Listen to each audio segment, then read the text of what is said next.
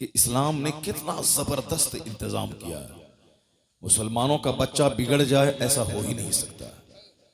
मुसलमान आजाद, सरफिरे, बेखौफ, निडर, आखरत से बिल्कुल बेनियाज ऐसा हो ही नहीं सकता।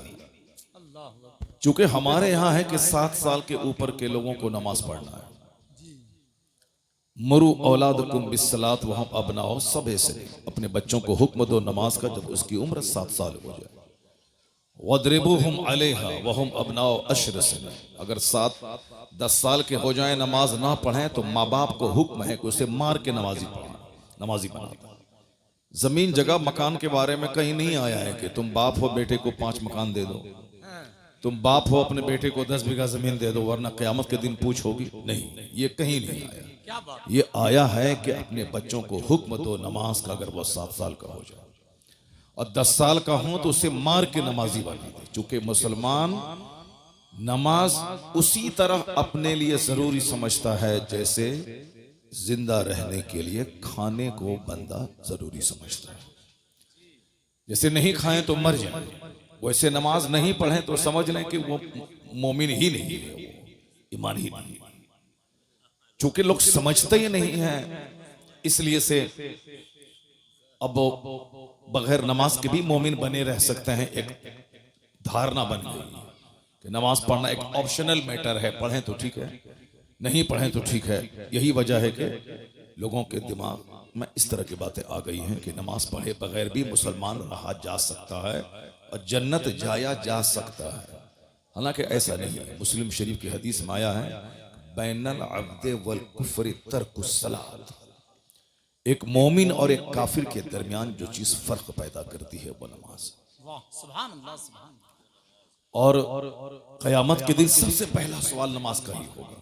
इन्ना अव्वल मा युहासबु बिहिल अब्द यौमल क़यामति सलात। फर्स्ट क्वेश्चन क़यामत के दिन जो होगा वो अबाउट प्रेयर, नमाज के बारे में होगा। अगर बंदा जवाब दे दिया तो अफलहा व अंजा, ही बिकेम सक्सेसफुल, वो कामयाब होगा। अगर जवाब नहीं दे पाया तो फ़क़द ख़ाबा व खसरा व हिलाक, और तबाह हो बर्बाद हो गया। ये हदीस पाक में आया। अब हर जुमा के दिन जो वाज की हिकमत है वो हिकमत यही है कि चूंकि बंदा फॉरगेटफुल इसका माइंड होता है, भूलने वाला। अभी कुछ सुना 10 मिनट के बाद भूल गया। इंसान है ही ऐसा, ये भूलना भी एक बहुत बड़ी नेमत है। अगर बंदा नहीं भूलेगा तो उसका सीना गम से फट जाएगा। अगर किसी का बाप मर गया 2-4 दिन के बाद अगर वो बंदा बाप के गम को नहीं भूले तो मर जाएगा। किसी की बीवी मर गई, अगर उस पर सच्ची मोहब्बत उससे वो करता था, अगर उस गम को नहीं भूले तो वो बेचारा पागल हो जाएगा। एक ऑफिसर साहब थे, उसकी बीवी प्रोफेसर थी। मैं अक्सर कहता हूं कि किस तरह से लोग भूलते हैं और भूलना कितनी बड़ी नेमत है। जिस तरह भूलना एक डिमेरिट है, उसी तरह भूलना एक बहुत बड़ी मेरिट भी है। अगर बंदा नहीं भूले तो मर जाएगा वो। किताबों में आया है कि जब कोई अपने अजीज रिश्तेदार को बंदा दफना के कब्रिस्तान से आता है तो पहले तो रोता था, सीना पीटता था, सर के बाल नोचता था, कैसे जिएंगे माँ के बगैर, बाप के बगैर। लेकिन कब्रिस्तान से लौट के आने के बाद उसको सुकून मिल जाता है। फिर 1-2 दिन के बाद धीरे धीरे भूल जाता है कि कोई मेरा बाप था जो मर गया। क्यों ऐसा होता है? दफनाने के बाद जब बंदा लौटता है तो फरिश्ते कब्र से मिट्टी उठाकर उनके रिश्तेदारों के सरों पे फेंक देते हैं और कहते हैं कि इज़हबू, जाओ, इसको भूल जाओ और अपनी फिक्र में लग जाओ। ये जाने वाला चला गया, अब तुम अपने बारे में फिक्र करो और सोचो। तो जलसा का मतलब होता है नात सुनना और उसके बाद घर चला जाना। वो बंदा कैसे हदीस सीखेगा, कैसे कुरान सीखेगा? अभी जिस तरह भीड़ लगी थी चारों तरफ नात सुनने की, और पूरा मजमा उछल उछल के दाद दे रहा था और हाथ उठा उठा के पागल हो रहा था, जैसे लग रहा था कि ये इसराइल को यहां से उठेगा और इसराइल नाम का मुल्क दुनिया से मिटा देगा। नात सुनने वाला वो नात के मिसरे तो याद कर लेता है, लेकिन मुस्तफ़ा की हदीस याद नहीं कर पाता। करोड़ों मुसलमानों के बच्चे हैं जिसको एक हदीस याद नहीं है मुस्तफ़ा का। बस जज्बाती, सेंटिमेंटल, संवेदनशील बन गए। उसके बाद पता चला कि दुनिया की थोड़ी सी मोहब्बत उसके ईमान को लूट ले गई। जब तक स्ट्रॉन्ग ईमान नहीं होगा उस वक्त तक ईमान के बचाने की फिक्र नहीं होगी। नौकरी का शौक बंदे को तबाह कर देता है, लड़की का चेहरा बंदे के ईमान को लूट लेता है।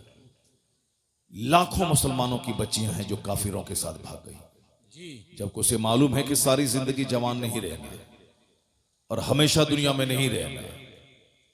और अक्सर लड़कियां जो मोहब्बत के नाम पे गैरों के साथ भागी, 2-4 महीने या 2-4 साल के बाद उसे जिल्लत का मुंह देखना पड़ता है। या तो उसकी बॉडी के 50 टुकड़े करके उसका प्रेमी उसको फेंक देता है, या फिर उसका प्रेमी उसको निचोड़ करके भाग जाता है। अब ये न घर आ सकती है, क्या करेगी?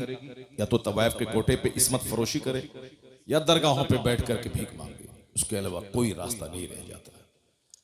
लेकिन जो अपने माँ बाप की इज्जत करते हुए, अपने ईमान की कदर करते हुए अपने घर में रहती है और बाप बाप की मर्जी के मुताबिक शादी करती है, वो तो 90 साल के बुढ़ापे को भी पहुंच जाए तो अपने शौहर के नजदीक रानी बनी रहती है। और अगर बेटे वाली हो गई तो फिर तो बेटा उनका पांव चूमता है कि मेरी जन्नत मेरी माँ के पांव के नीचे।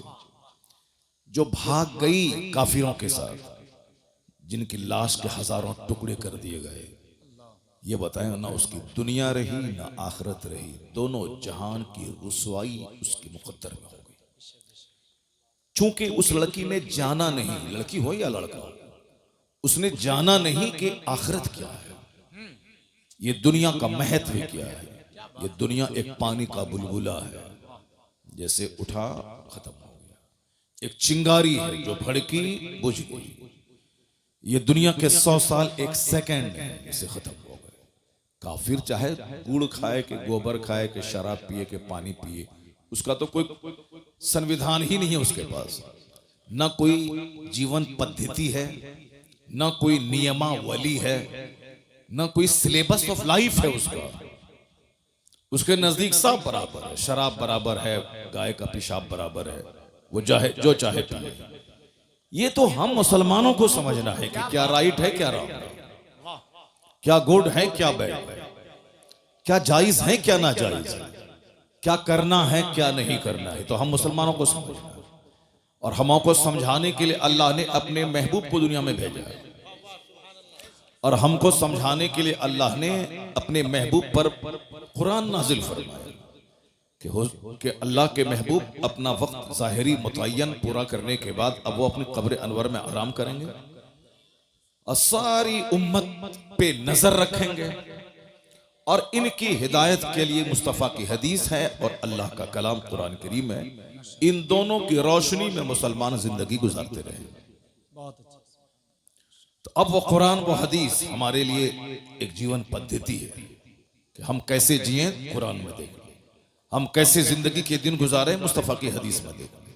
दूसरों के पास इस तरह की कोई नियमावली नहीं है। जो मन में आए सो करना है। मन में आया शराब पी लिया, मन में आया गाय का पेशाब पी लिया, मन में आया गोबर का इस्तेमाल कर लिया, और मन में आया सांप को काट के खा लिया। जो मन में आया, जब चाहे वो रात के 4 बजे सो जाए, दिन के 11 बजे उठ जाए, कोई टोकने वाला नहीं। ये तो हर जुमा के दिन मेरा खतीब मेंबर से कहता है कि इन्नल्लाह यअमुरु बिल अदल, अल्लाह तुम्हें हुक्म देता है अदल करने का, अल्लाह तुम्हें हुक्म देता है एहसान करने का, अल्लाह तुम्हें हुक्म देता है अपने रिश्तेदारों को देने का, रिश्तेदारों से लेने का नहीं, निचोड़ने का नहीं। अपने रिश्तेदारों से बाइक नहीं लेने का, कार नहीं लेने का, पैसा नहीं लेने का, बल्कि अल्लाह तुझे दे तो अपनी तरफ से जिस तरह अपनी माँ बाप को देना है उसी तरह अपनी सास को भी देने का, ससुर को भी देने का। अपनी बीवी के बाप को कंगाल बना के उस बीवी के सामने कैसे मुंह दिखाओगे जिस बीवी के बाप की जमीन बेचवा के तुमने गाड़ी खरीद ली, जिस बीवी के बाप को भीख मंगवा के तुमने स्कॉर्पियो ले लिया? कैसे उस बीवी को मुंह दिखाओगे? कैसे उसके सामने बोलोगे कि मैं तुम्हारा शौहर नामदार हूं? वो बीवी तो बोलेगी तेरे हाथ में जो वॉच है वो तो मेरे बाप ने दिया, जो तुमने 3 पीस का पैंट शर्ट पहना वो मेरे बाप ने दिया, जो तुम्हारे घर में पाँव पोछने वाला है वो तो मेरे बाप ने दिया, जो तुम्हारे घर का दरवाजे का विंडोज का डोर्स का पर्दा है वो भी मेरे बाप ने दिया, ये गाड़ी जिस गाड़ी पे चलते वो भी मेरे बाप ने दिया है, तेरा है क्या? और तू जो बोलेगा कि मैं शौहरे नामदार हूं, शौहरे नामदार वो नहीं होता है कि जो अपनी बीवी के बाप को कंगाल बना के ऐश करता है। शौहरे नामदार वो होता है जो अपनी कमाई से घर बनाता है, अपनी कमाई से फर्नीचर बनाता है, अपनी कमाई से वॉच से लेके शूज से लेके स्पेक्टेकल से लेके 4 व्हीलर और 2 व्हीलर तक खरीदता है, अपनी कमाई से फ्रिज, एसी, वॉशिंग मशीन सब लेता है, और एक नेक संजीदा लड़की से निकाह करके उसके बाप से कहता है कुछ नहीं सिर्फ बेटी देना हमको, चूंकि हमें निकाह करना है आपकी बेटी से। नेक लड़की को अपने घर में लाएगा और कहेगा तुम देखो ये मेरा घर है, रानी बन के तुम रहो, ये फ्रिज मेरा है, ठंडा पानी तुम पियो, ये साहब मेरे घर हैं, मैं तो बाहर मारे मारे फिरूंगा 2 रुपए कमाने के लिए, और तुम इसमें क्वीन बन के रहो मेरे घर में। मालूम है जो लड़की अपने शौहर के घर में इस तरह आएगी, न कभी तकरार होगी, न कभी लड़ाई होगी, न कभी तलाक होगी, बल्कि अपना दिल शौहर के पांव के नीचे बिछा देगी। ये जीने का एक तरीका है, रिश्तेदार को देने का, लूटने का नहीं, वरना सारी जिंदगी कंगाल रहेगा बंदा। काफिर तो फिनारे जहन्नम, हमेशा के लिए जहन्नम में जलेगा, उसका तो कोई मतलब ही नहीं। चूंकि हमको जन्नत जाना, चूंकि हमको ये दुनिया का 100 साल तो 1 सेकंड है, खत्म हो जाएगा, हमारे लिए आखिरत है। यही हदीस का सबसे बड़ा उन्वान है, यही कुरान पाक का सबसे बड़ा टॉपिक है कि हमारे लिए आखिरत है। तो अक्लमंद है वो जो आखिरत की बात सोचे। ए लड़का, ए कहां भाग रहा है, बैठो, क्या बंदर की तरह करता है यार, छुछंदर की तरह करता है, नात पढ़ता रहा, सुनता रहा, और अभी हदीस पढ़ रहा हूं, भाग रहा। अगर इसको हिंदुस्तान का हिंदू इसको काटेगा तो कसूर किसका है? अगर हमारे घरों को ये काफिर उजाड़े तो कैसे तड़पेगा और कैसे अल्लाह की रहमतों को आवाज देगा? जो मस्जिदों को उजाड़ेगा उसकी जिंदगी में सुख कभी नहीं होगा, जो मदरसे को उजाड़ेगा अल्लाह ताला उसके घर को उजाड़ देगा, जो दीनी मजलिसों को उजाड़ेगा अल्लाह उसकी जिंदगी से सुख चैन को उजाड़ देगा। कभी गौर करते हो कि सारे लोग बंदर की तरह मारे मारे फिर रहे हैं, अरबों में खेलने वाला भी छुछंदर की तरह मारे मारे फिर रहा है, चेहरा काला है, खुदकुशी है, सुसाइड है, जहर खुरानी है, दिन रात का टेंशन है, 1 दर्जन बीमारी में घिर के तड़प तड़प के मर जाना है। सुकून चैन किसके पास है? मकान, दुकान, गाड़ी, छकड़ा, उसी के पीछे सब पागल है। डॉक्टर, इंजीनियर, मकान बनाए, गाड़ी खरीदें, मजा मौज मस्ती करें, हर घर दुखी है। सीने को फाड़ के देखोगे तो 1000 जख्म मिलेगा। इसलिए कि जिस रास्ते में चल के तुम चैन ढूंढ रहे हो उस रास्ते में अल्लाह ने चैन नहीं रखा है। जिस रास्ते पे चल के तुम सुकून तलाश कर रहे हो अल्लाह ने वहां सुकून नहीं रखा है।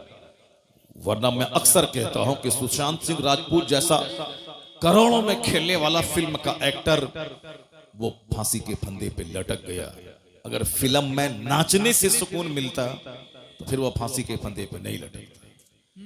30 साल की खूबसूरत लड़की एक्ट्रेस फिल्म में नाचने वाली, जिसके पीछे हजारों लड़के दीवाना रहते थे और करोड़ों लोग फिल्म में देख देख के उस पर जान निछावर करने को तैयार रहते, वो लड़की की सड़ी हुई लाश घर से निकली। अगर हुस्न में ही खूबसूरती है और 1000 लड़कों के बीच में झूमने में मस्ती है तो उस लड़की को जहर करके नहीं मरना चाहिए। तुम्हें मालूम है कि Charlie Chaplin British film star जिसका एक मशहूर मकूला है कि I like to walk in the rain nobody can see my tears, मैं बारिश में टहलना चाहता हूं ताकि जी भर के रोऊं और कोई मेरे आंसू को देख नहीं पाए। करोड़ों को हंसाने वाला, करोड़ों जिसके फैंस हैं, वो ब्रिटिश फिल्म स्टार है, मगर हिंदुस्तान में करोड़ों लोग हैं जो उनके फैन हैं, उनके साहब दिलदादा है। लेकिन वो आदमी इतना गमगीन है, करोड़ों को हंसाने वाला। उसका मखूला अभी चार्ली चैपलिन बोले, वो इंटरनेट पे उसका ये लफ्ज सामने आ जाएगा, ये जुमला, I like to walk in the rain nobody can see my tears, मैं बारिश में टहलना चाहता हूं ताकि रोऊं, जी भर के रोऊं, कोई मेरे आंसू को देख नहीं पाए। डॉक्टर के पास गया था, वो कहा था मेरे दर्द की दवा दे दो। कहा क्या है? कहा अंदर से मैं दुखी और टूटा हुआ रहता हूं, चैन नहीं है। कहा चार्ली चैपलिन का शो देखा करो, थोड़ी सी चार्मिंग पैदा हो जाएगी, गम हल्का हो जाएगा। तो वो शख्स बोला चार्ली चैपलिन तो मैं ही हूं। डॉक्टर चेहरा देखने लगा उसका, थकता रह गया। कहा मैं, डॉक्टर चूंकि खुद उसका शो देखा करता था और हंसा करता था, गम को हल्का किया करता था, अब वो चौंक गया। जिसको हजारों लोग सुन के देख के गम की दवा करते हैं, वो शख्स अंदर से इतना दुखी है कि अपने दर्द की दवा तलाश करने डॉक्टर के पास आया और कहता है कि मैं जी भर के रोना चाहता हूं। और तुम मोटरसाइकिल खरीद के, मोबाइल चला के और गली कुचे में घूम करके एक तो छोटा सा घर बना के सोचते हो कि हमको सुकून मिल जाएगा। नहीं मिलेगा सुकून। न चार्ली के घर में सुकून है, न लता मंगेशकर के घर में सुकून है। अरबों में खेलने वाली, उसका भी एक जुमला द टाइम्स ऑफ इंडिया में छपा था, जो हिंदुस्तान का सबसे बड़ा अखबार है, द टाइम्स ऑफ इंडिया, अंग्रेजी का। क्योंकि तुमको हुल्लड़बाजी करने, गुटखा खाने से फुर्सत कहां है कि तुम अंग्रेजी का अखबार पढ़ेगा। तुम तो उर्दू भी ठीक से नहीं जानते, बस भीड़ लगाया, नाच सुने, भाग गए। अब चाहे इस्लाम कुछ भी कहे, कुरान में जो आया, हदीस में जो आए, जहन्नम ही में चलेंगे, देखा जाएगा, मगर नाचेंगे कूदेंगे। ये अक्लमंदी का तकाजा नहीं है। जुमा के खिताब और ईदैन की तकरीर और हर महफिल मिलाद का वाज किसी भी मजहब में समझाने का इतना सिस्टम नहीं है जो सिस्टम इस्लाम ने हमको दिया। जुमा के दिन वाज सुनना ही सुनना, ईद और बकरीद में तकरीर सुनना ही सुनना, खुतबा निकाह, निकाह की महफिल में पहले खुतबा पढ़ना सुन्नत है। उस खुतबे में कुरान की 3 आयतों की तिलावत होती है और तीनों आयतों में इत्तकुल्लाह कहा गया, अल्लाह से डरो। शादी का मौका है और ये खुतबा सुन्नत है, सरकार ने खुतबा पढ़ा और उसमें 3 आयतों की तिलावत होती है। या अय्युहन्नासुत्तकू, ऐ लोगो अल्लाह से डरो। या अय्युहल्लज़ीना आमनू तक़ुल्लाह हक़्क़ तुक़ाती, जिस तरह अल्लाह से डरने का हक है उस तरह ए ईमान वाले डरो। या अय्युहल्लज़ीना आमनू तक़ुल्लाह वक़ूलू क़ौलन सदीदा, ऐ लोगो, ऐ ईमान वालो, अल्लाह से डरो और सच्ची बात बोलो, लाग लपेट वाली बात मत बोलो। अंदर में कुछ, जबान पे कुछ, मुनाफिकत वाली बात मत बोलो, सीधी बात बोलो, सच्ची बात बोलो। क़ूलू क़ौलन सदीदा युस्लिह लकुम, जो तुम्हारी जिंदगी को संवार देगा। अल्लाह से हम सोचते हैं कि निकाह का मौका खुशी का मौका है, और 3 आयतों की तिलावत, आयत खौफ की तिलावत हुजूर ने की है। क्यों? कि इस मौके पे आदमी अक्सर बहक जाता है, इसलिए हुजूर ने 3 आयत खौफ की तिलावत करके बताया है, न तेरे बेटों की लाश तुझको काफिर बनाए, ना तेरे बेटे की बारात तुझको दीन से फिरा दे। चाहे बेटे की बारात निकले तो भी तुम दीनदार बन के रहना, चाहे बेटी का जनाजा निकले तो भी तुम दीनदार बन के रहना। यानी बेटे की बारात निकले तो भी नमाजी बन के रहना, चाहे घर से जनाजा निकले तो भी नमाजी बन के रहना। ना खुशी का मौका तुझे फिरौन बना दे, न गम का मौका तुझे दकियानूसी बना दे और अल्लाह की रहमतों से मायूस कर दे। ऐसा नहीं, अपने रसूल की रस्सी को मजबूती से थामे रहना। गमी में भी मोमिन रहोगे, खुशी में भी मोमिन रहोगे, हर हाल में मुसलमान रहोगे। तो ये वास की तरकीब इस्लाम ने दी है क्यों एक जुमा को तकरीर सुना कि दुनिया कुछ नहीं है, लगा कि अब हमको आखिरत की तैयारी करनी है। लेकिन जैसे ही वहां से जुमा पढ़ के घर आए, बाल बच्चों का मुंह देखा, तकरीर का 10% पानी वहीं खत्म उतर जाता है। फिर साहब Saturday, Sunday, Monday, Tuesday, Wednesday, Thursday, यानी शनिचर, इतवार, सोमवार, मंगल, बुध को धीरे धीरे 10%, 20%, 40%, 50%, काफिरों का, जोकरों का, शरीरों का, शराबियों का, बेनमाजियों का मुंह देखा।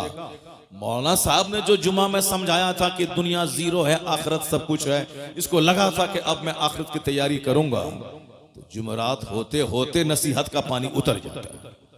अब वह अगले जुमा के दिन पक्का दुनियादार बन जाता। नहीं, मौलाना साहब जो बोला बोला, ये उनका काम है, मगर बगैर पैसा की दुनिया में इज्जत नहीं मिलेगी, पैसा कमाना पड़ेगा चाहे जहां से हो।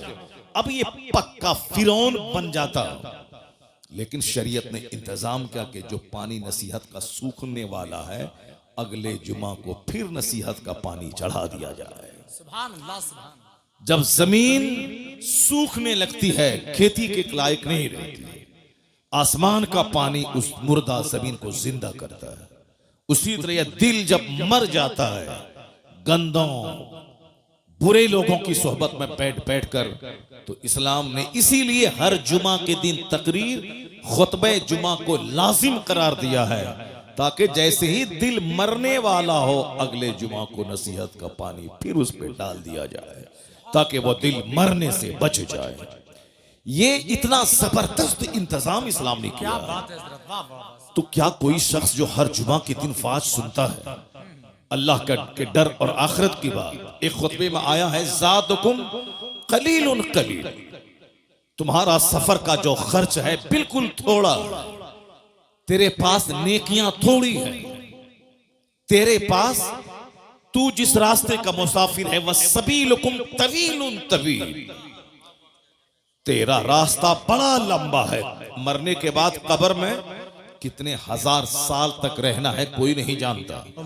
कयामत कल कायम हो जाएगी, ये अलग बात है, लेकिन जो लोग आज से 10,000 साल पहले मर गए, कयामत तो आज तक आई नहीं, वो 10,000 साल से अपनी कब्र में है, आलम बरज़ख में है, वो कयामत नहीं कायम हुई। इसलिए यह है कि कयामत कल कायम होगी, लेकिन कल का मतलब ये नहीं कि कल टुमारो, कल का मतलब है कल चाहे 1 करोड़ साल के बाद आए, वो कल ही कहलाता है। तो कयामत 5,000 साल के बाद आएगी, तो कब्र की मंजिल हजारों साल की।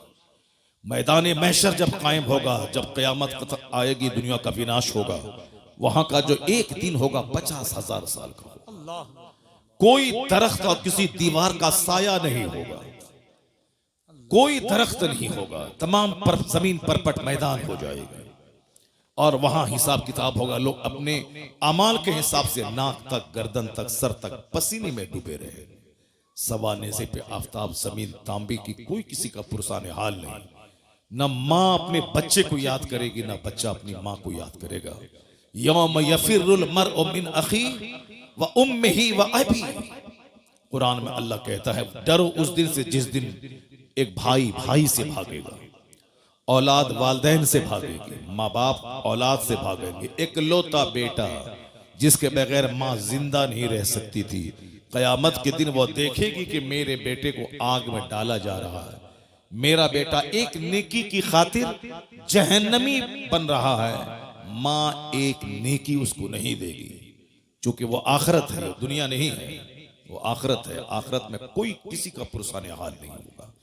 यौम यफिरुल मर्उ मिन अखी व उम्मिही व अबी व साहिबतिही व बनी लिकुल्लि इम्रिइन मिनहुम यौमइज़िन शअनु युग़नी। सारे लोग अपने अपने मामलात में इतने मशगूल होंगे कि कोई किसी का पुरसाने हाल नहीं होगा। नात सुनो और खूब जन्नत में कूद के चले जाओ। सरकार गौसे आजम 40 साल तक इशा के वजू से फजर की नमाज पढ़े थे। 40 दिन नहीं, 4 साल नहीं, 40 बरस। अब पूरी रात एक पांव पे खड़े होकर पूरा कुरान खत्म कर लेते थे। और जहां वो अल्लाह के वली थे, मां की गोद से ही वली बन के पैदा हुए थे। उनके बारे में आया है कि जब वो मकतब जाते थे तो फरिश्ते उनके आगे आगे चलते थे, कहते थे बच्चों रास्ता खाली कर दो, अब्दुल कादिर इस रास्ते से आने वाले हैं। बचपन से वली थे, उनको 40 साल तक इशा के वजू से फजर पढ़ने की क्या जरूरत थी। उनको 100 असातिज़ा के दरवाजे पे जाके इल्म हासिल करने की जरूरत क्या थी। उनको 91 साल तक खौफे खुदा में जीने की जरूरत क्या थी। दरख्त के पत्तों को खाकर 25 साल तक सहराओं जंगलों में रहे, क्या जरूरत थी। बस खेल तमाशा है, जन्नत मिल जाएगा। दुनिया में लड़की के पीछे पागल रहे, जन्नत मिल जाएगी। सारी जिंदगी फजर छोड़ते रहे, जन्नत मिल जाएगी। जलसा जुलूस को वीरान कर दें, उजाड़ दें, जन्नत मिल जाएगी। मस्जिद के दरो दीवार को उजाड़ दें, जन्नत मिल जाएगी। मन की गुलामी नहीं चलेगी, शरीयत की गुलामी चलेगी। अल्लाह ने अपने महबूब को भेजा है, महबूब की पैरवी मैं दोनों जहान की भलाई। लोग ख्वाहिशात के गुलाम हो गए, जैसे काफिर ख्वाहिशात के गुलाम है। जिसको चाहा जब तक चाहा पूजा, और जब चाहा उठा के फेंक दिया उसको, और जिसके सामने चाहा सर झुका दिया।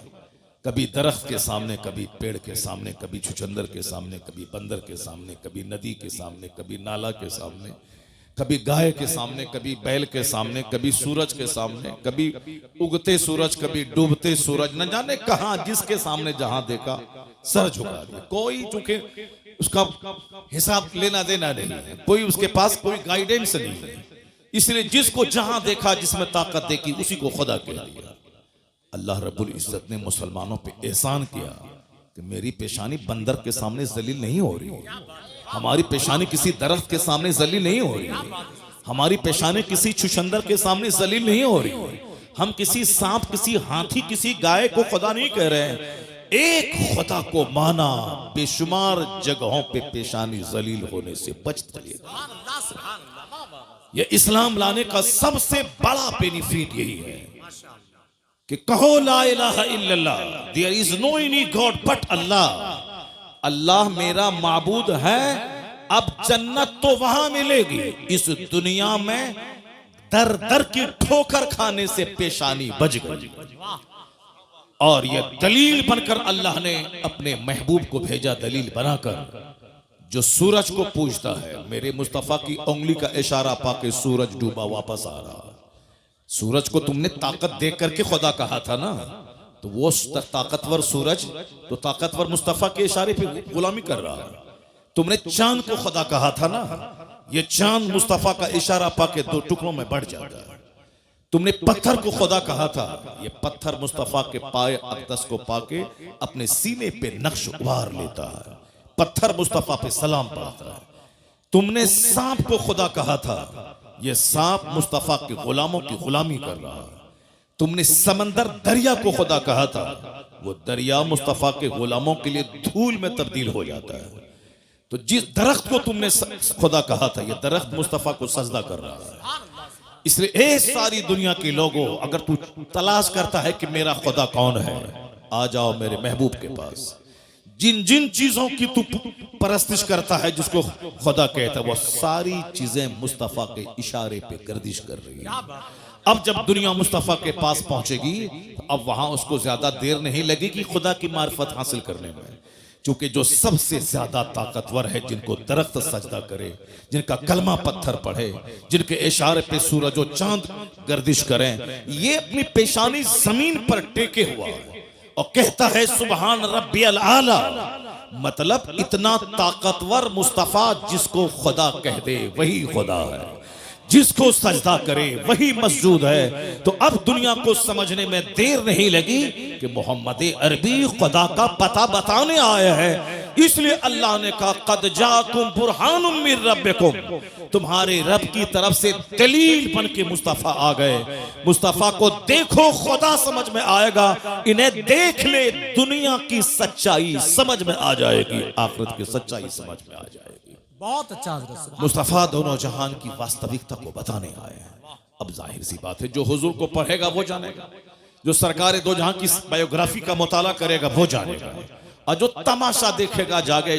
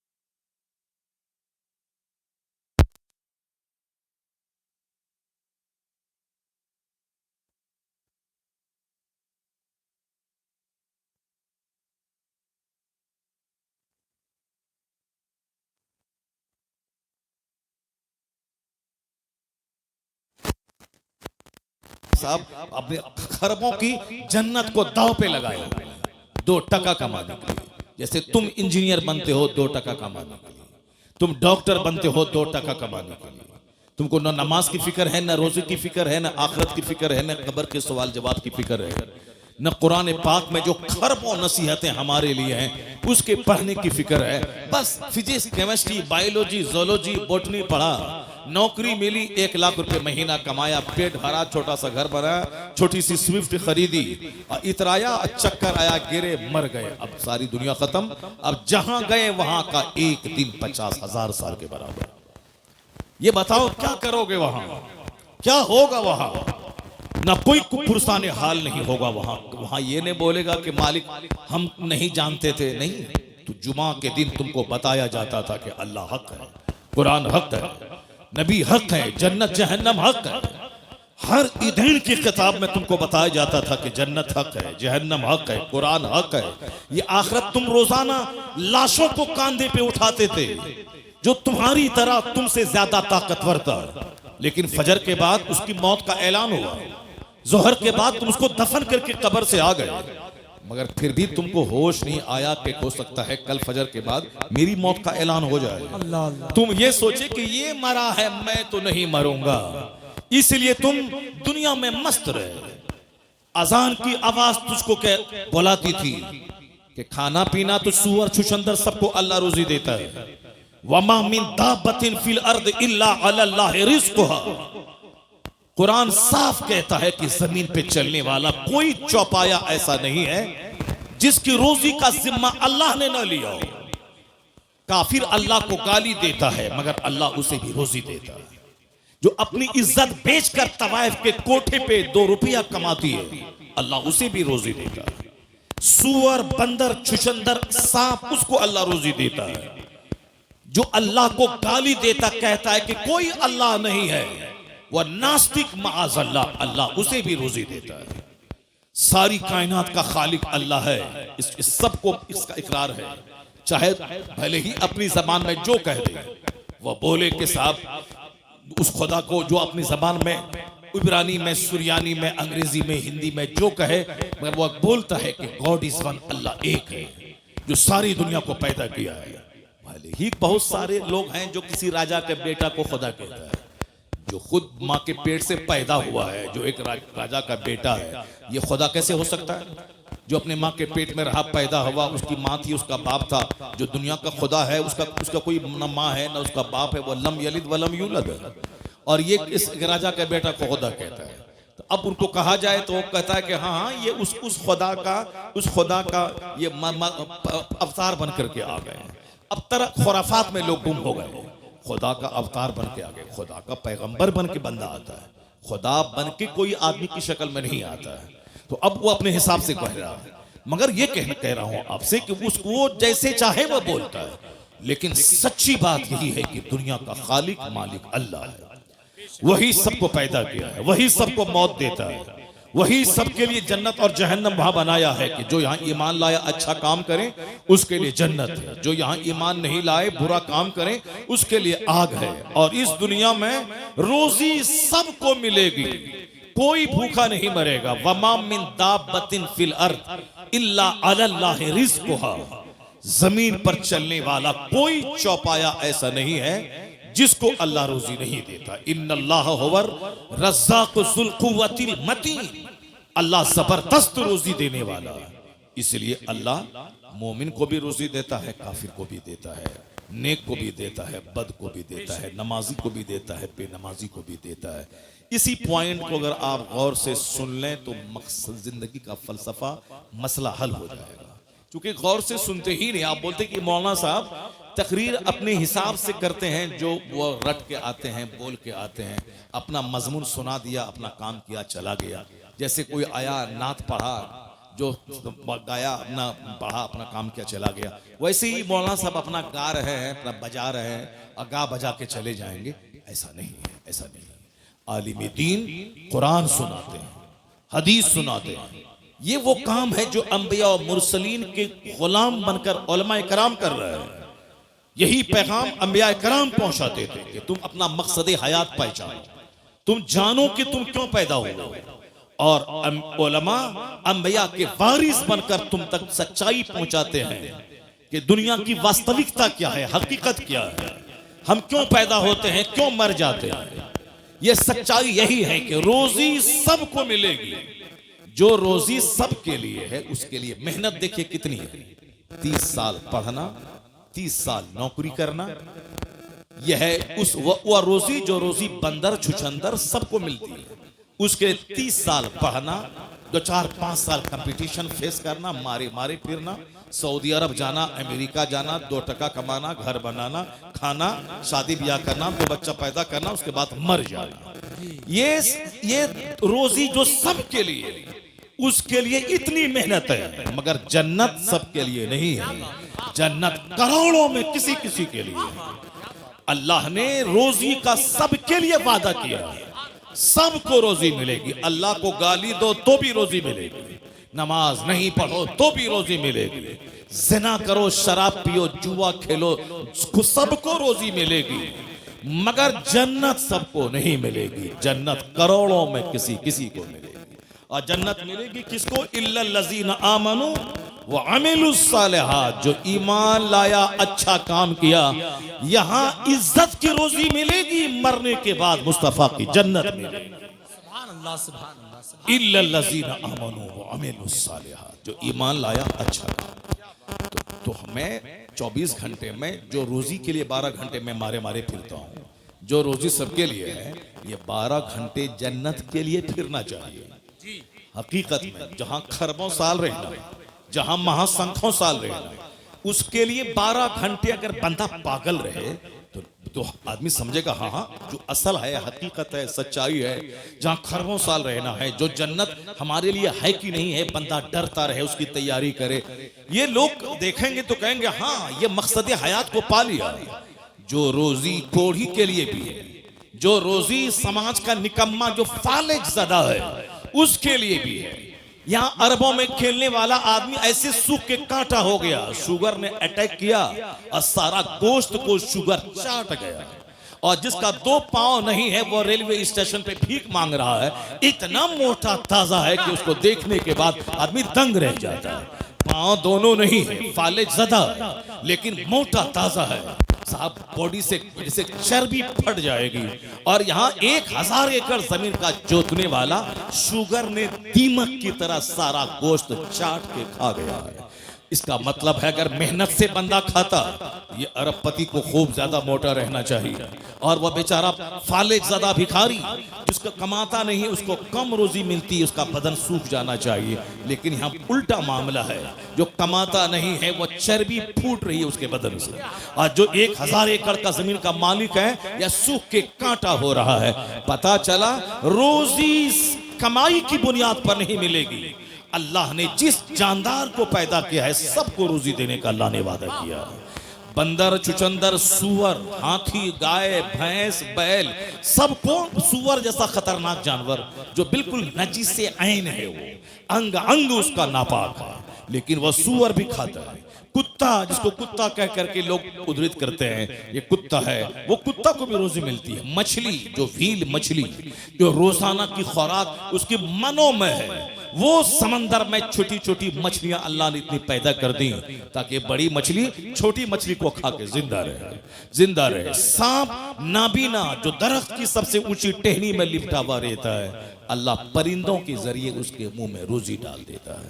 रोजी सबके लिए, जन्नत सबके लिए नहीं है। तो अक्लमंद है वो जो रोजी के लिए कम मेहनत करे, जन्नत के लिए ज्यादा मेहनत करे। और बेवकूफ है वो जो जन्नत की फिक्र ही ना करे और दुनिया की रोजी के लिए मारा मारा फिरता रहे। और ये मेरी बोली नहीं है, ये बोली मुस्तफा की है। आका फरमाते हदीस में, अल कैजसो मंदाना नफ्स वो अमील लिमा बादल मौत वल आजिजो मन अतबा नफ्सहु हवाहा सुम्मा व तमन्ना अल्लाह। मुस्तफा कहते हैं दवाई सीजवन, अक्लमंद है वो जो अपने नफ्स को दबाता रहे, नफ्स को कुचलता रहे और मरने के बाद की तैयारी करता रहे। वह अमीला लिमा बादल मौत, मरने के बाद जो एक अपार दुनिया है, जो एंडलेस दुनिया है, जिस वक्त आज का कोई खात्मा ही नहीं है, उस दुनिया की तैयारी करता रहे। इस दुनिया में ऐसे रहे जैसे कोई मुसाफिर रहता है, दुनिया में ऐसे रहे जैसे कोई एक मुसाफिर रहता है, अजनबी रहता है। Live in this world as if you are a stranger और ए ट्रेवलर। कुन फिद दुनिया कअन्नका गरीबुन और आबिरु सबील। दुनिया में ऐसे रहो जैसे एक मुसाफिर रहता है, मुसाफिर रहता है। और हुजूर फरमाते हैं वल आजिज़ु मन अतबा नफ्सहु हवाहा व तमन्ना अलल्लाह। हमारे और आपके जैसे 90% आदमी जैसे जीते हैं, उसी के बारे में हुजूर ने इस हदीस में कहा। सरकार क्या फरमाते हैं? वल आजिज़ु, बेवकूफ है वो, अहमक है वो कौन? मन अतबा नफ्सहु हवाहा, जो ख्वाहिशात नफ्स की पैरवी करे, जो अपने नफ्स की ख्वाहिशात, ये खाओ ठीक है, ये चाउमीन खाओ, बर्गर खाओ, ताड़ी पियो, शराब पियो, रात भर मोबाइल चलाओ, ये खाओ वो खाओ, या जो खाओ सब खाओ, नमाज साहब शराब पियो, सूद खाओ, जुआ खेलो, मस्ती करो, अपनी खूबसूरत बीवी को छोड़कर किसी साहब दलित की किसी काली कलोटी साहब डाइन औरत के पीछे पागल हो जाओ, अपनी खूबसूरत बीवी को छोड़ करके ज़िना के लिए साहब मुसहरों और गरीबों के मोहल्ले में जाके उनकी बहू बेटी को सुनते रहो। बड़े बड़े अरबपति खूबसूरत बीवी को छोड़ के मजदूरी करने वाली, खेत में जो नापाक रहने वाली, काली कलोटी गंदा रहने वाली, उस औरतों के पीछे पागल रहता है, और घर में अपनी खूबसूरत हूर जैसी बीवी से लड़ाई करता है, उसको गाली देता है, मारता है, उसको बाप के घर भेज देता है, और हमेशा नापाक रहने वाली भोंडी और साहब जिद्दी और काली कलोटी भूतनी चोड़ेल के पीछे पागल रहता है। बेशुमार लोगों की कहानियां समाज के अंदर मौजूद हैं। क्या क्या कहा? ये नफ्स की पैरवी करे, वह तमन्ना अल्लाह, और उम्मीद लगा के बैठे कि अल्लाह जन्नत दे देगा। वह तमन्ना अल्लाह, और उम्मीद लगा के बैठे कि अल्लाह जन्नत दे देगा। यह हदीस पाक अगर दिल से पढ़ोगे तो सीना फट जाएगा, अगर दिल से पढ़ोगे तो सीना फट जाएगा। ये लड़का एक तमाचा मारेंगे, चेहरा ला जाएगा, बदतमीज कहेगा। बाप तो नात सुन के भाग गया, तुम क्यों बैठा हुआ है? भागो घर में। जिसको तकरीर सुनना था तो वह भाग गया नात सुनने के बाद। नात सुनने के लिए आया था, कव्वाली सुनने के लिए आया था, भाग गया। अब हदीस कौन सुनेगा? ये बंदर जो हंस रहा, बताइए, ये सामने हंस रहा, ये हंसने वाला बच्चा बैठा हुआ। अब बाप इसका नात सुन के भाग गया। अब सुबह उठेगा, कल कोदाल पसनी लेगा और कमाने के लिए दिन भर चला जाएगा, दिन भर मारे मारे फिरेगा, और 2 रुपया कमाएगा, बोलेगा हमसे बड़ा कोई नहीं। एक छोटा सा घर बना लेगा, बोलेगा हमसे बड़ा कोई नहीं। एक छोटी सी स्विफ्ट खरीद लेगा, बोलेगा हमसे बड़ा कोई नहीं। लता मंगेशकर के पास करोड़ों की कार थी, खरबों का बंगला उसका बंबई में मौजूद है, लेकिन वह बोली थी मन नहीं लगता है दिल दुनिया में। I like to leave this world, मैं इस दुनिया को छोड़ना चाहती हूँ। द टाइम्स ऑफ इंडिया अखबार में उसकी इंटरव्यू छपा था उसका, और उसमें वो बोलती कितना गाने सुनूं, कितने अपने घर के सरो सामान को देखूं, सजाऊं, उलट पुलट करूं, ये फूल का गमला उधर, उसका गमला इधर, दिन भर क्या करूं, पैसों की कोई तो है नहीं, करोड़ों के जेवर, कभी अमेरिका, कभी यूरोप, कभी नॉर्वे, कभी फ्रांस, कभी जर्मनी, कभी कनाडा, कभी थाईलैंड की राजधानी बैंकॉक, कभी मलेशिया, कभी इंडोनेशिया, कहाँ नहीं घूमी वो औरत। बुलबुले हिंद कहलाती थी, लेकिन वो बोली कि जिंदगी में अब मजा नहीं है, मैं मरना चाहती हूँ। चार्ली चैपलिन, जिंदगी में मजा नहीं है, अब मैं रोना चाहता हूँ।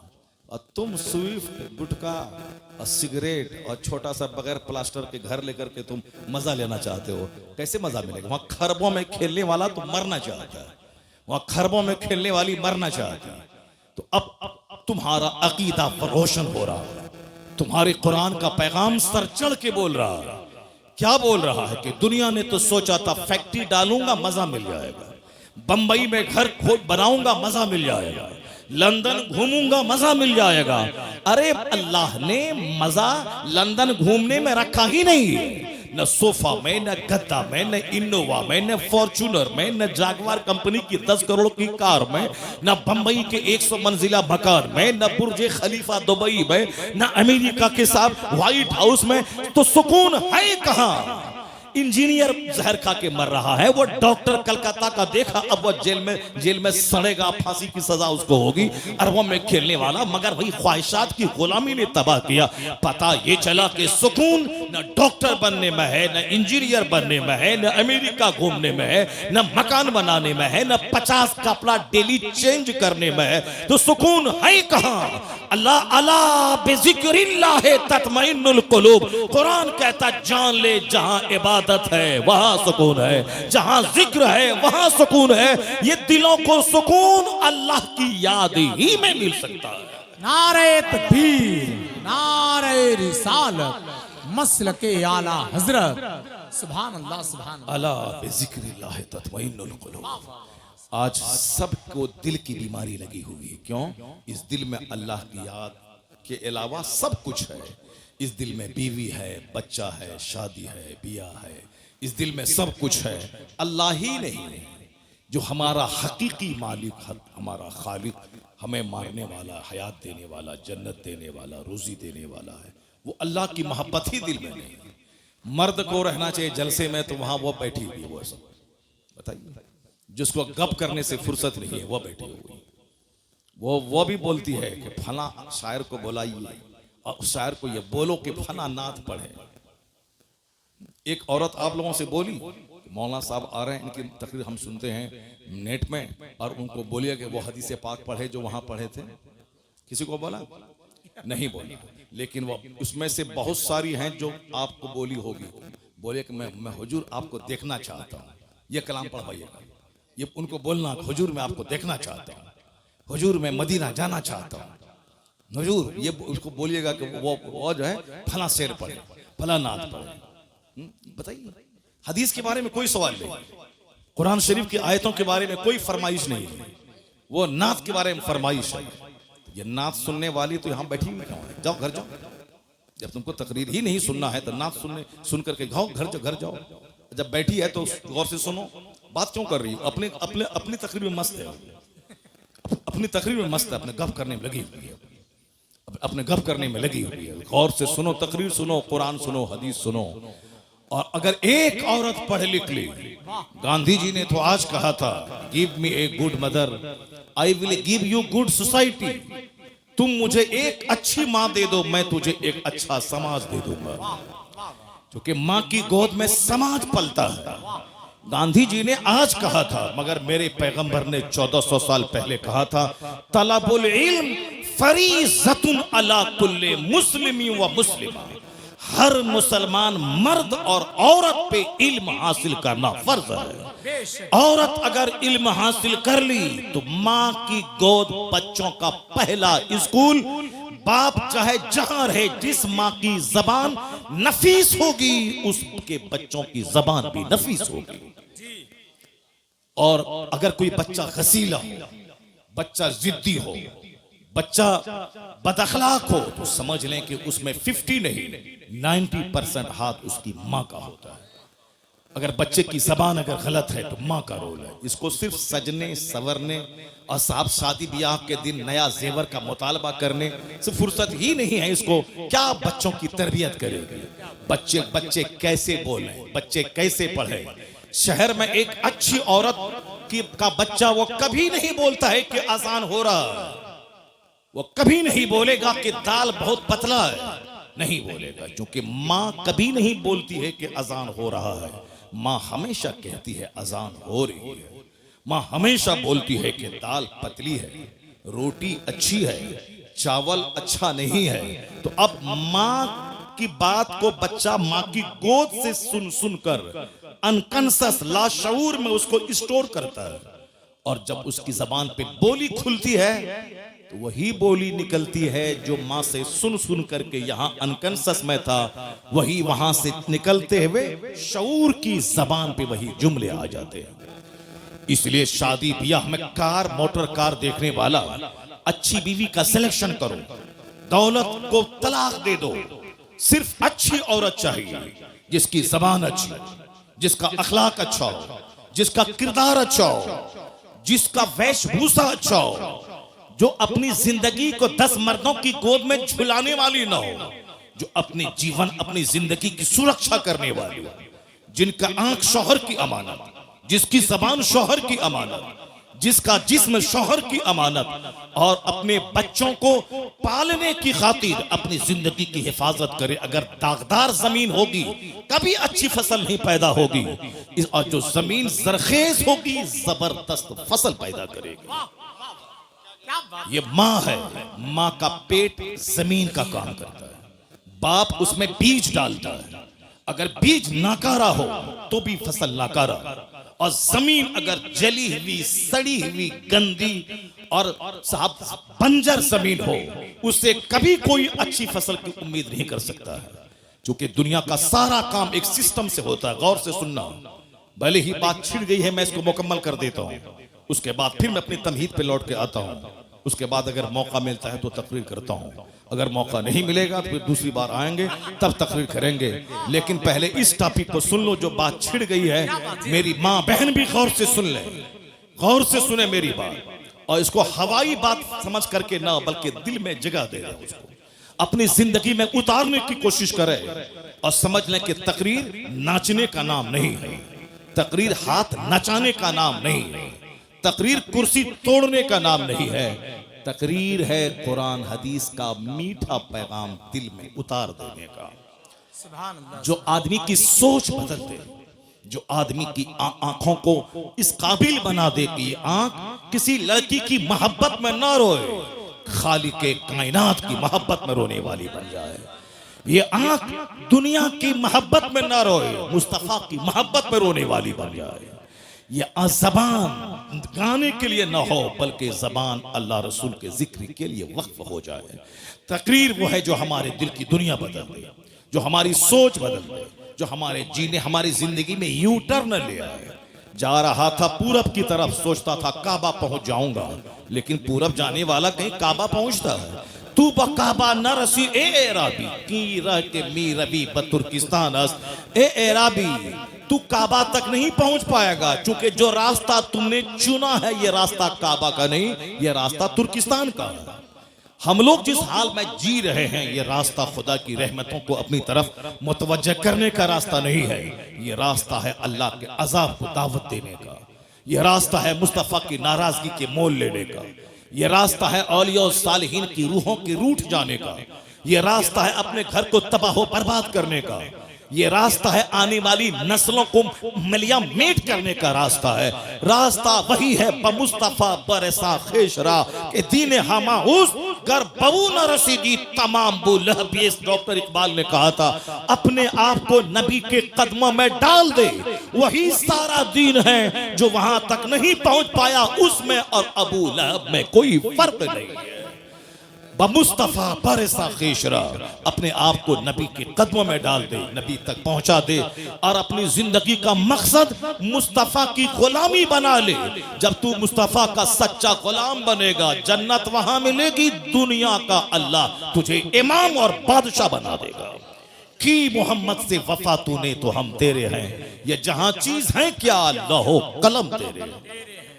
जिसको तकरीर सुननी थी वो चला गया, और जिसको हंसना है वो बैठा हुआ है, और ये बैठी हुई है गप करने के लिए बैठी हुई है। चुपचाप खामोशी, जबान का ताला, जबान पे खामोशी का ताला लगा ले, और मेरी बात गौर से सुन ले। और तुम अच्छी बनेगी, तेरे शौहर भी नेक बन जाएंगे, और तुम अच्छी बनी, तेरा बच्चा तो वली और कुतुब पैदा हो जाएगा। तुम घबराती है कि मेरा बेटा मुझको मारता है, मेरा बेटा मुझको मारता है, तेरा बेटा तुझे मारेगा नहीं, तेरा बेटा तेरे पांव को धो के पिएगा। अगर तुम अच्छी माँ बन गई तो तेरा बेटा तेरे पांव को चूमेगा, बोलेगा यहाँ चूमने से जन्नत की खुशबू आती है। अगर तुम बच्चों को बता दे कि मुस्तफा क्या है, मुस्तफा की तालीमात क्या है, और ऐसा नहीं होता कि पीर साहब आए हैं तेल से फुकवा दो, जरा पानी फुकवा दो पीर साहब से, हमारा बेटा अच्छा हो जाएगा। पानी से फूकने से बेटा अच्छा होता है, तेल फूकने से बेटा अच्छा होता है। ऐसा पीर साहब आ गए और साहब एक तावीज दे दिया तो बेटा अच्छा हो जाएगा। जो भरम में जी रहा है उस भरम को हटा दो, पीर का मतलब होता है खुदा का रास्ता दिखाने वाला, पीर का मतलब है मुस्तफ़ा से जोड़ने वाला, पीर का मतलब है जो इस कदर नमाज पढ़े कि उनका मुरीद उसको देख के नमाजी बन जाए। पीर का मतलब है वो इस तरह अल्लाह से डरे रोए कि उनके सजदे को देखकर मुरीदों के सीने का जंग साफ हो जाए। इसके अलावा कोई दूसरा रास्ता नहीं। अगर पीर गुटखा खोर और 100 सिगरेट डेली पिएगा, मुरीद 200 सिगरेट डेली पिएगा। तुम्हारा पीर बोलता है कि तुम बोलते हो मेरे पीर को गुटखा बहुत पसंद है, सिगरेट पसंद है, तुम्हारे पीर को सिगरेट पसंद है, मेरे पीर को बरेली में किताब पसंद है। सुभान अल्लाह। 75 साल की उम्र में भी किताब का मुताला नहीं छोड़ा। उनको लोग तोहफे में किताब देते थे और तुम अपने पीर साहब को तोहफे में सिगरेट देते हो। जो जाहिर सी बात है तुम्हारा कसूर नहीं है, कसूर पीर साहब का है। तुमको जब मालूम है कि मेरे पीर की जो पसंद है वो गिफ्ट देना चाहिए, तो पीर की पसंद है पुड़िया, पीर की पसंद है शुद्ध पलस, पीर की पसंद है पान परा, पीर की पसंद है क्या रजनीगंधा, पीर की पसंद है। तो अब मुरीद वो पसंद वाली चीज लाके देता है। और जब मुरीद देखेगा पीर को पसंद है सजदा, पीर को पसंद है तस्बीह, पीर को पसंद है मुसल्ला, पीर को पसंद है किताब, पीर को पसंद है कुरान की तिलावत, तो वो रजनीगंधा नहीं देगा। मुरीद तस्बीह, मुसल्ला, कुरान पाक, मुसहफ लेके पीर को तोहफा पेश करेगा। मेरा मुर्शिद खुश हो जाएगा कुरान पाक की तिलावत से। मेरा मुर्शिद एक बरेली में था, बुढ़ापे में भी किताबों का मुताला नहीं छोड़ता। सुभान अल्लाह। जब भी देखा किताब पढ़ता देखा, जब भी देखा वाजू नसीहत करता देखा, जब भी देखा अम्र बिल मारूफ करता देखा। अमेरिका में रहे वही दीन की फिक्र, बरेली में रहे वही दीन की फिक्र, बस मुरीदों के बीच रहे वही दीन की फिक्र, तन्हाई में रहे तो जबान पे जिक्र और दुरूद जारी है। वह कौन था? 10 करोड़ मुरीदों का मुर्शिद बरहक, अपने वक्त का कुतुब अब्दाल, अख्तर रज़ा का अज़हरी ताजु शरीयत। वाह वाह वाह। जब भी देखा मुताला करता देखा, जब भी देखा फतवे का जवाब देता देखा, जब भी देखा मुफ्तियों की झुरमुट में देखा। एक पीर साहब है उस इलाके में, गोंडों की झुरमुट में रहता है, गोंडों की झुरमुट में रहता है। ये लुच्चा, ये लफंगा, ये बरोकर, ये दलाल, ये साहब लठेत, ये मार धाड़ करने वाला, ये चोर, ये ममाली, ये बदमाश, ये साहब बदमाशी का रैकेट चलाने वाला। और लोग ज़्यादा पीर साहब को आंख मत दिखाना, उनके इर्द गिर्द जो लोग हैं वो सब बड़े पहुंचे हुए लोग हैं, यानी सब जहन्नम पहुंचे हुए, गुंडे, मर्डरर, हत्यारा, कोई जादव, कोई अंसारी, कोई बाहुबली, ये सारे लोग हैं। जाहिर सी बात है जैसा पीर होगा, जिन लोगों की झुरमुट में रहेगा उसका दिल भी वैसा होगा जो मुफ्तियों की झुरमुट में रहेगा, जो आलिमों की झुरमुट में रहेगा, जो वलियों की झुरमुट में रहेगा, जो अख्ताब की झुरमुट में रहेगा, जो कुतुब होगा वो अख्ताब के झुरमुट में रहेगा। हुजूर सदरुल अफाजिल कभी गोंडा मवाली के साथ नहीं रहे। उनका दोस्त सदरुल शरिया था, उनका दोस्त मलिकुल उलमा था, उनके दोस्त उनके साहबजादे जो आलिम थे वो थे। उनके अहबाब का एक बड़ा तबका था, अदीबों का, शायरों का, फकीहों का, मुदब्बिरों का। यही वजह है जो जैसा होता है उसका दोस्त वैसा होता है, और बंदा दोस्त के दीन पर होता है। इसलिए हुजूर ने कहा था 1400 साल पहले, अर्रजुलु अला दीन खलीली फलयंजुर अहदुकुम मन युखालिल। आदमी अपने दोस्त के दीन पर होता है, तो दोस्ती करने से पहले देख लेना कि तेरा दोस्त कैसा है। अगर दीनदार हुआ तो तुझे दीनदार बना देगा, अगर बेदीन हुआ तो तेरा दीन लूट के खा जाएगा। अल्लाह क्या बात कही। अर्रजुलु अला दीन Khalili, a man is on the religion of his friend, so watch to whom you befriend। आदमी अपने दोस्त के दीन पर होता है। वाच, देख लो कि तुम किससे दोस्ती कर रहे हो। वो चोर है, चोर बना देगा, बदअकीदा है, बदअकीदा बना देगा, वो ज़िनाकार है, तुझे ज़ानी बना देगा। अगर तेरा दोस्त अल्लाह से डरने वाला नमाजी है तो तुझे नमाजी बना देगा, मुत्तकी बना देगा। अर्रजुलु अला दीन खलीली फलयंजुर अहदुकुम मन युखालिल। बातें हमारी होती रहेंगी, मैं तमहीद यहाँ रोक करके मैं पहले वो चैप्टर में खोलता हूँ जो बात जबान पे आ गई है, ये वरना ये भाग जाएगी और हमारी तकरीर सुन नहीं पाएगी। और इसलिए चुपचाप रहो और तकरीर मेरी गौर से सुनो। और जहां तक मेरी आवाज पहुंच रही, मेरी सारी माँ, सारी बहन, सारी बेटियां वह गौर से इस चैप्टर को सुने। अक्सर व बेशतर मैं इस चैप्टर को रिपीट करता हूं। मैं खिताबत इसलिए नहीं करता हूं कि 100 तकरीर 100 टॉपिक पे हो, नहीं, मैं सिर्फ एक टॉपिक पे तकरीर करना चाहता हूं कि हर महफिल में अगर 5 बंदा जन्नती बन जाए तो मेरा पसीना बहाने की मेहनत वसूल हो जाए। माशाअल्लाह। इसलिए मेरी तमन्ना इस पे रहती। मैं नहीं समझता कि साहब मेरी हर तकरीर में बात जुमले बाज हदीस का रिपीटेशन होता है, उससे कोई बहस नहीं। बार बार बोलने से आदमी के दिल में असर होता है। बार बार बोलने से, जब रस्सी कुआं पर बार बार आगे पीछे जाती है तो उस पत्थर